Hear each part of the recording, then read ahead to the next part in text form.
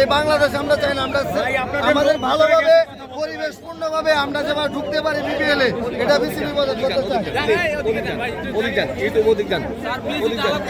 আমরা আলাপ করি।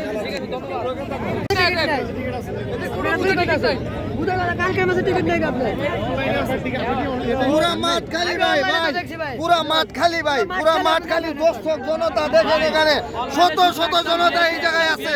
আজকে মাঠ খালি, আমরা টিকিট পাচ্ছি না। পুলিশ আমাদের সাথে দেখেন করতেছে, তারা বলতেছে যে ঢুকা যাবে না। ঠিক আছে আমরা মানি, কিন্তু আমরা টিকিটটা তো পাবো। আমরা টিকিটটা কেন পাবো না?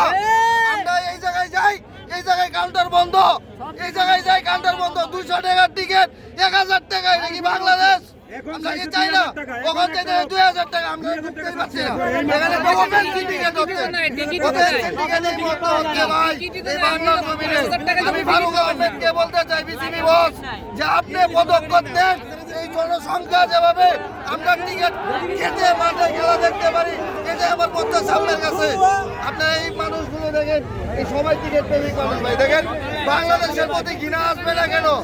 কেন আসবে না ঘৃণা? দেখেন হাজার হাজার শত শত মানুষ টিকিট ছাড়া খেলা দেখতে, টিকিটের জন্য ওয়েট করে, টিকিটের জন্য খেলা দেখতে পারে না ভাই।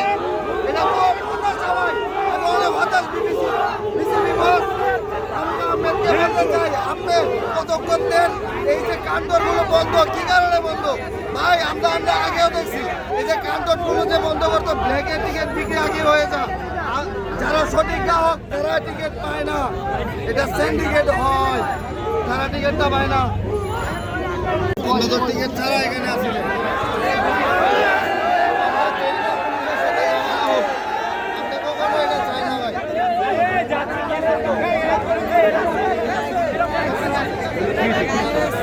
টিকিট দিয়ে আমরা ঢুকতে পারতেছি না। ঠিক আছে, আমরা এত হতাশা চাই না তো। আমরা চাই ঢুকতেছি না কেন? হ্যাঁ, টিকিট পাইতেছি না ভাই। দেখেন আপনি শত শত মানুষ এখানে 200 টাকার টিকিট 800 টাকা বিক্রি হইতেছে।